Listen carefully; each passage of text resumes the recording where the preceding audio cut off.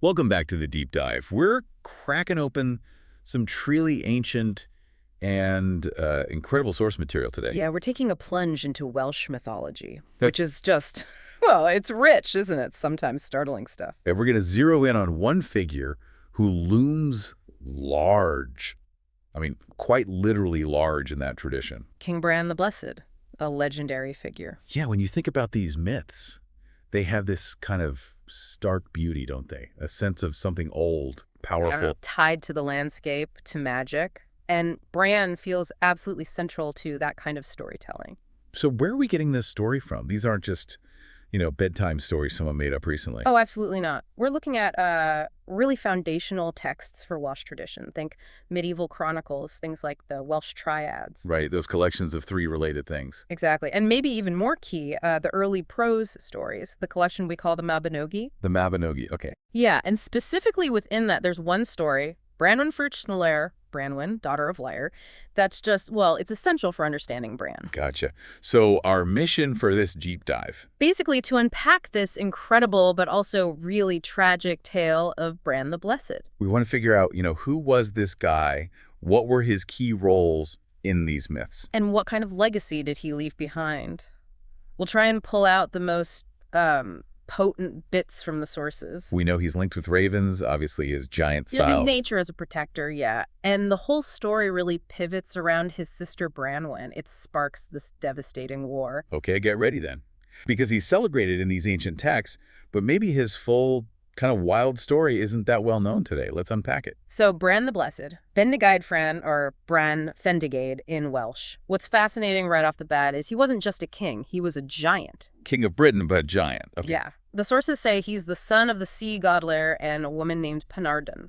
And his family, you mentioned Branwen, his siblings are important too. Hugely important. Branwen is pivotal, as we said.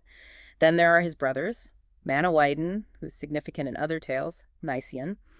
And then there's Efnisien. Ah, Efnisien. I've heard about him. He's problematic. Problematic is putting it mildly, often described as like a sadistic anti-hero. Really volatile, a huge contrast to Bran. And Bran's name itself, Blessed Raven. Or Blessed Crow, yeah. Bran means raven or crow. Right, and the sources paint Bran himself as, well, a giant in character too. That's a great way to put it. Mighty, yes, huge, but also just benevolent, wise, compassionate. He has this really strong sense of justice. But he's somewhere specific. His court seems centered around Harlech in Gwynedd, modern Wales. Okay, so this sense of justice, his compassion, that drives the story, especially with his sister. Absolutely. His loyalty, particularly to Branwen, is unwavering. And that loyalty really kicks off the main narrative in Branwen Fyrch lore. Okay, let's dive into that story then. It starts, promisingly, an alliance. It seems so. Mathal, who's the king of Ireland, sails over to Bran's kingdom, the island of the mighty they call Britain. Right. And he asks to marry Branwen.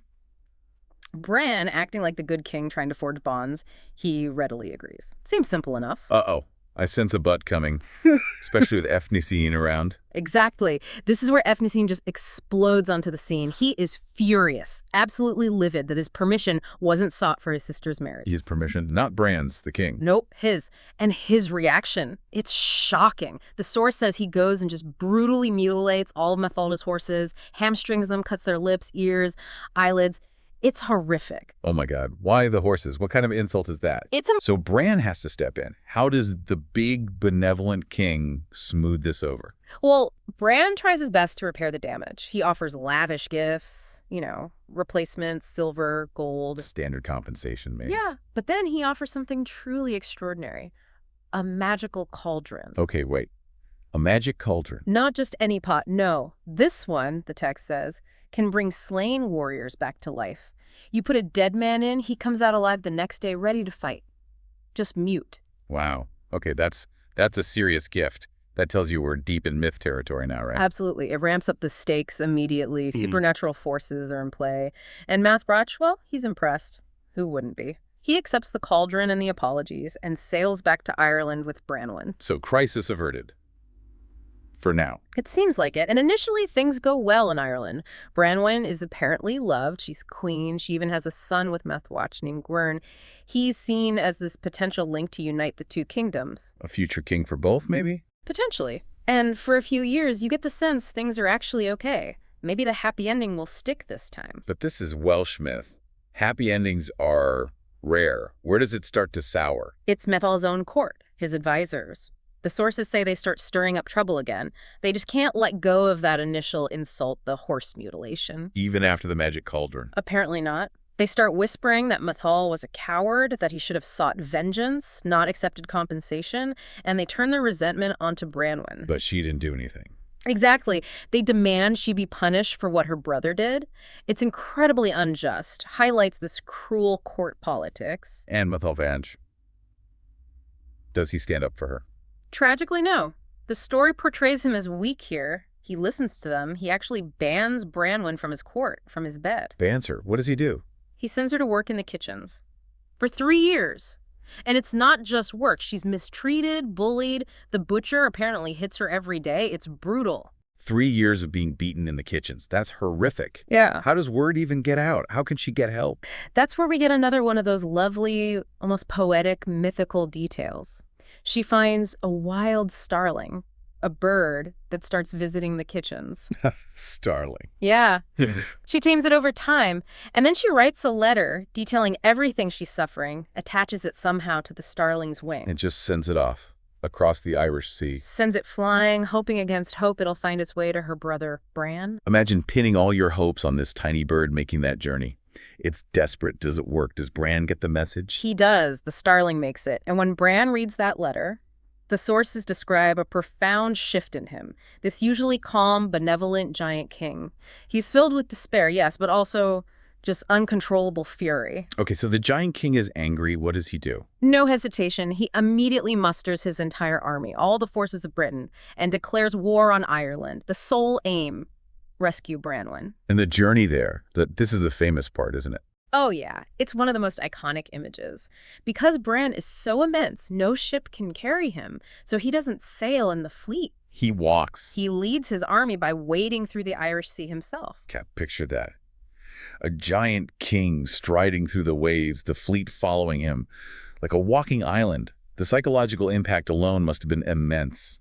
Terrifying for the Irish watching him approach, absolutely. So when they finally reach Ireland, the Irish try a desperate measure. They destroy the bridge over the River Shannon, a major river. Thinking that'll stop the army, stop Bran. Yeah, a conventional army might be stalled, but they didn't reckon with Bran's nature or his resolve. So what does he do? Facing this destroyed bridge, this obstacle, Bran says something really resonant, a line often quoted, "A fo ben bid bont." It means, "He who would be a leader, let him be a bridge," or "The man who would lead his people must first become a bridge." wow. And then he doesn't just say it, he lies down in the river, across the current, and his entire army crosses over his body to the other side. He literally becomes the bridge. That's an incredible image of leadership. It's not just command, it's service, sacrifice. Exactly. It reframes his giant size. It's not just about power. It's about how he uses that power for his people. He bears the burden, literally. So the Irish see this man-mountain letting an army walk over him. What's their reaction now? Utter terror. They realize what they're up against. His power, his determination, they immediately sue for peace. Okay, after wading the sea and being a bridge, now they want peace. What's the offer this time? They offer to make Branwen's son, young Gwern, the King of Ireland, immediately, kind of uniting the lines that way. Give the kingship to the nephew. Yeah, and they also promise to build Bran a huge house, big enough even for him, so he can stay, feast, be near his sister, a gesture of reconciliation. But after the kitchen incident, Bran must be suspicious, right? The text says he is. He senses it could be a trap, but Branwen herself, she's exhausted by it all. She pleads with him to accept, desperate to avoid more fighting, more bloodshed. She just wants it to be over. Understandably. So, reluctantly, hoping for peace, Bran agrees to the terms. We guess. It is a trap. Sadly, yes. The huge house they built, it's rigged. They've hidden 100 Irish soldiers inside, hanging in bags from the pillars, supposedly. Hidden soldiers. What's the plan? The plan is to ambush Bran and his men during the celebratory feast meant to seal the peace deal. Kill them all. And who figures this out? Does Efnisien step in again? He does. It's Efnisien again, the agent of chaos, but this time maybe anticipating treachery. He insists on inspecting the house before the feast begins. Okay, and he finds them. He finds the bags hanging from the pillars, asks what's in them, gets told flour. So he goes up to one bag, feels it, and feels a head inside. Oh, wow. And Efnisín's reaction, he doesn't raise the alarm. He goes to each bag, one by one, and crushes the skull of the soldier hidden inside. All 100 of them. Crushes their skulls. Again, with the brutal, graphic violence. These stories do not hold back. Not at all. It's stark, visceral. And it shows Efnisín preempting their violence with his own, even more terrifying violence. So he kills all the hidden soldiers. Does the feast still happen? Astonishingly, yes. They proceed with the feast. Young Gwern, Branwen's son, the boy who's now supposed to be king, arrives. He's apparently overjoyed, going between his uncles, Bran and Menawiden, happy to meet his Welsh family. Okay, so maybe. Yeah. Maybe, even after the crushed skulls, there's a moment of hope with the child. You'd think so. But Efnisín, he's still simmering. The sources are a bit vague on why. Maybe he feels slighted again. Maybe it's just his nature. But he does one final, absolutely devastating thing. Oh no, what? As Gwern comes over to him, Efnisín grabs his young nephew, the boy meant to bring peace, and throws him headfirst into the roaring hearth fire. He throws the child into the fire. Yes, just like that. The ultimate act of destruction. It shatters everything. Oh my God, what happens then? Branwen. Branwen screams, tries to leap into the fire after her son, but Bran manages to grab her, pull her back, saving her life at least. But that's it. Any chance of peace is gone. All hell breaks loose. Complete chaos. The house erupts into a massive, horrific battle. Welsh against Irish, trapped in this feasting hall. Who wins? Does anyone win in something like that? Bran and his surviving men eventually fight their way to victory. But the cost is immense. Huge losses on both sides. And just when you think it's over, There's more. the Irish bring out their secret weapon, the magic cauldron. The one Bran gave them? Oh, right, the resurrection pot. Exactly. They start throwing their dead soldiers into it, pulling them out alive again, ready to fight. Suddenly, the tide could turn against the Welsh survivors. So the gift Bran gave in peace is now being used to destroy his men. That's just awful irony. It really is. It looks dire. But this is Efnisín's final act. Yeah. And it's arguably redemptive. Maybe. What does he do? Seeing the cauldron turning the battle, he realizes what he has to do. He hides among the Irish dead, gets thrown into the cauldron himself, Throws himself in. knowing it will destroy him, but also hoping to break the pot. And he succeeds. He stretches out inside it, breaks the cauldron into 4 pieces, stopping the resurrections. But it kills him. He sacrifices himself. Wow. So the one who caused so much horror makes the final sacrifice to save the rest. Yes, It's complex. Deeply complex. He's not just a villain, he's this force of chaos, but with maybe a final twisted sense of purpose or even loyalty. But even with the cauldron gone, the victory is costly. Bran himself, he's been wounded. Mortally. Bran is dying after all that. Yes. Struck by a poisoned spear, typically the story goes. And his final instructions.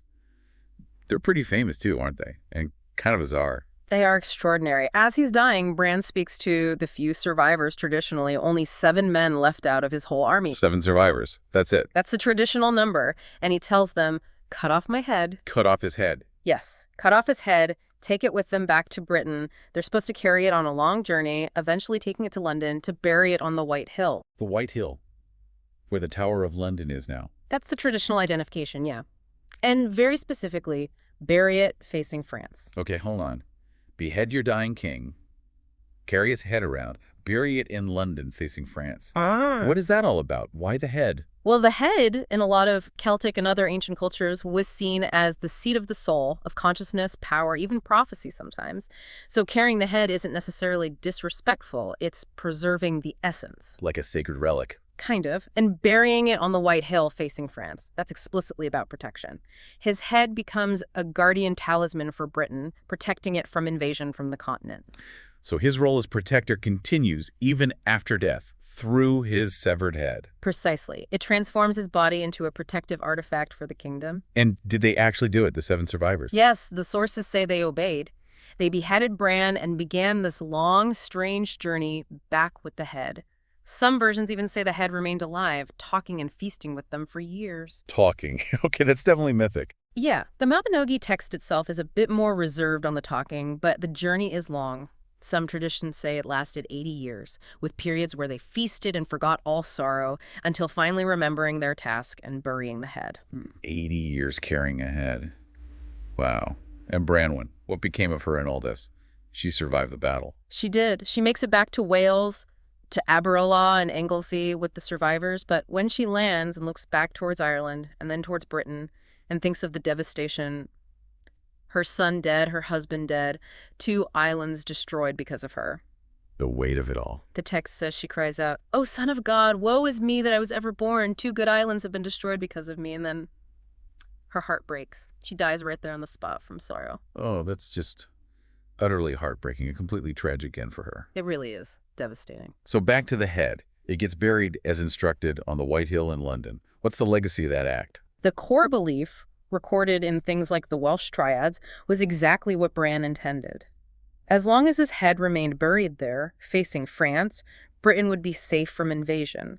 It was a powerful protective magic tied to the land itself. And wasn't there a later story involving King Arthur messing that up? Yes, a later tradition, probably reflecting Arthur's own legendary status, claims that Arthur eventually dug up Bran's head. Why would he do that? Supposedly out of pride, he declared that Britain needed no protection other than his own strength and the might of his warriors. He wouldn't rely on an old buried head. Which, might have been tempting fate a bit. You could certainly read it that way. But let's think about Bran's broader legacy. His name, Blessed Raven, Lord of Ravens. How does that tie in? Right, the Raven connection. It links him deeply to the natural world, to sovereignty that's perhaps tied to more than just human rule. Ravens are often seen as wise, liminal birds in Celtic lore. His legacy is this blend of giant king, protector, and this figure tied to the wild, symbolic magic of the land. And the Tower of London today. You mentioned the ravens there. Yes, while the historical origins of the Tower ravens are debated, there's this popular symbolic connection people make. The tradition says if the ravens leave the tower, the kingdom will fall. Ah, so it echoes the Bran story. Exactly. Some see it as a folk memory, a continuation of Bran's protective spirit. The ravens guarding the tower, just as Bran's head was meant to guard the kingdom he sacrificed everything for. It's a powerful resonance, isn't it? It really is. This whole story is just packed with these incredible, potent images and themes. Sacrifice, honor, loyalty, betrayal, the sheer cost of conflict. And the characters. Benevolent Bran, the giant king. Efnisian, this agent of chaos and destruction, yet with that final sacrifice. Branwen, the tragic victim. And the objects, the cauldron, the head. It really gives you a window into how ancient Welsh culture viewed the world, doesn't it? Leadership, family ties, the consequences of actions, the nature of suffering and war. So we've tracked Bran's journey from this seemingly stable, benevolent giant king. Right, agreeing to a marriage alliance. Through the chaos unleashed by his brother, the horrific suffering of his sister, his invasion of Ireland. The waiting, the bridge. The trap, the battle, his death, and then this final act of becoming a protective symbol even after death. And those symbols are so striking. The bridge the leader must serve, literally bear the weight. The starling, that tiny vessel of hope. The cauldron, life, death, resurrection, but also a dangerous power. The head itself, sovereignty, protection tied to the land. And the ravens, that enduring legacy, guardianship. It's such a compelling mix of, maybe fragments of history, deep myth, powerful legend. These sources really explore profound ideas through narrative. Which leaves us and you with something to think about, perhaps. What does it mean when a ruler's power, their protective function, isn't just in their armies or laws while alive? But it resides symbolically, a part of their body after death, or in the creatures associated with them, like the ravens. How do these ancient ideas about symbols holding real power continue to echo? Do we still see traces of this in modern traditions, or even in how we think about national symbols or guardianship today?